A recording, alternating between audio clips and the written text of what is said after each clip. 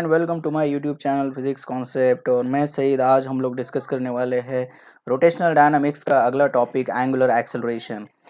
पिछले टॉपिक में हम लोगों ने डिस्कस किया था एंगुलर डिस्प्लेसमेंट और एंगुलर वेलोसिटी। अगर आपने एंगुलर वेलोसिटी और एंगुलर डिस्प्लेसमेंट नहीं स्टडी किया है तो मेरे पिछले वीडियो में जाकर आप उसे अच्छे से स्टडी कर सकते हैं। तो आइए आज देखते हैं angular acceleration. Angular acceleration, the average angular acceleration is defined as the rate of change of angular velocity. It is denoted by alpha and it is given by change in angular velocity upon change in time.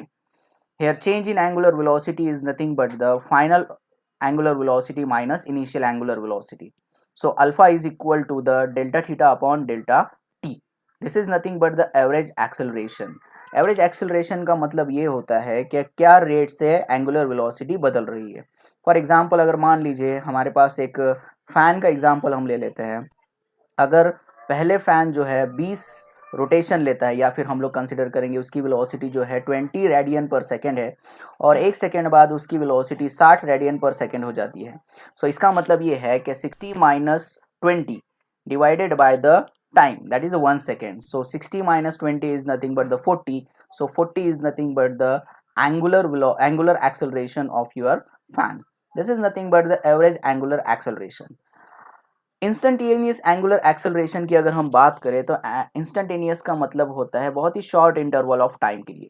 जब हम बात करेंगे instantaneous की तो उस समय हम लोगों को लिमिट का यूज करना पड़ता है। So alpha is equal to limit delta T tends to zero. Limit delta T tends to zero का मतलब क्या होता है कि टाइम का इंटरवल इतना छोटा होना चाहिए कि वो टाइम का डिफरेंस जीरो के तरफ जाता हो। पर याद रखिए जीरो नहीं होना चाहिए। It tends to zero but not equal to zero.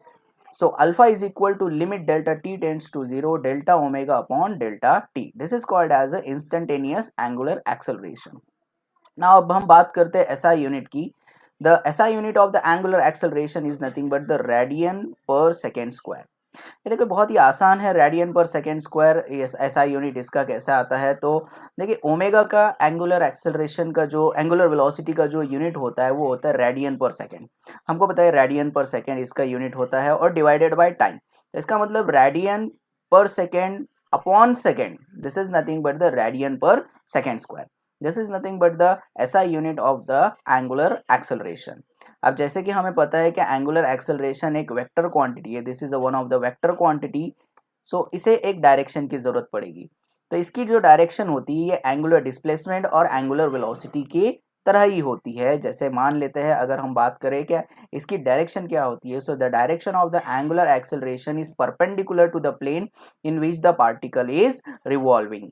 Suppose मान लेते हैं अगर कोई एक पार्टिकल है और इस तरह से सर्कल में गोल घूम रहा है, बेसिकली एंटी क्लॉकवाइज में या क्लॉकवाइज में हम लोग कंसीडर कर सकते हैं, इस तरह से घूम रहा है। तो इस तरह से इसकी अगर एंगुलर वेलोसिटी, एंगुलर एक्सेलरेशन और एंगुलर डिस्प्लेसमेंट की बात करें तो एक तो ये अपवर्ड डायरेक्शन में होगा या तो ये डाउनवर्ड डायरेक्शन में होगा, यानी परपेंडिकुलर टू द प्लेन होगा। तो परपेंडिकुलर टू द प्लेन होता है, ये किस हिसाब से हम लोग बताते हैं तो बेसिकली जो डायरेक्शन होती है एंगुलर वेलोसिटी की, एंगुलर एक्सेलरेशन की और एंगुलर डिस्प्लेसमेंट की, ये हम लोग राइट हैंड रूल के हिसाब से एक्सप्लेन करते हैं। अब ये राइट हैंड रूल क्या होता है, सो देखते हैं सबसे पहले राइट हैंड रूल क्या होता है। उससे हम लोग को आसानी से समझ में आ जाएगा कि राइट हैंड रूल क्या होता है। सो देखिए राइट हैंड रूल को समझने के लिए इसकी स्टेटमेंट देखिए। If the finger of the right hand are curved in the direction of the revolution of the particle, then the outstretched thumb gives the direction of the angular velocity, angular displacement, angular velocity and angular acceleration. अगर हम बात करें यहाँ पर, इसे बहुत ही आसानी से इसे समझा जा सकता है। अगर अभी आपके पास अगर कोई पेन होगा, पेंसिल होगा तो आप उसे राइट हैंड में पकड़ लीजिए और अपने हाथों को कर्व कर लीजिए। तो यहाँ पर जो कर्ल फिंगर होंगे, ये जो आपके कर्ल फिंगर होंगे, ये आपको डायरेक्शन बताएंगे मोशन ऑफ पार्टिकल का। और जो आपका आउटस्ट्रेच थंब होगा, ये जो आपका थंब होगा, ये डायरेक्शन देगा आपको एंगुलर वेलोसिटी, एंगुलर एक्सेलरेशन या फिर एंगुलर डिस्प्लेसमेंट का।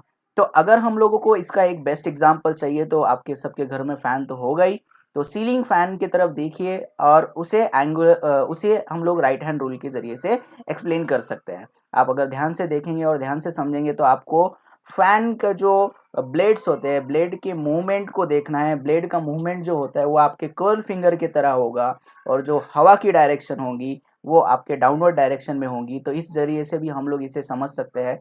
तो इस तरह से राइट हैंड थंब रूल को हम लोग बहुत ही आसानी से एक्सप्लेन कर सकते हैं। So I hope you understand this right hand rule because it is important. और याद रखना हमेशा एंगुलर वेलोसिटी, एंगुलर एक्सेलरेशन और एंगुलर डिस्प्लेसमेंट तीनों की डायरेक्शन एक ही डायरेक्शन होती है, perpendicular to the plane in which the particle is revolving.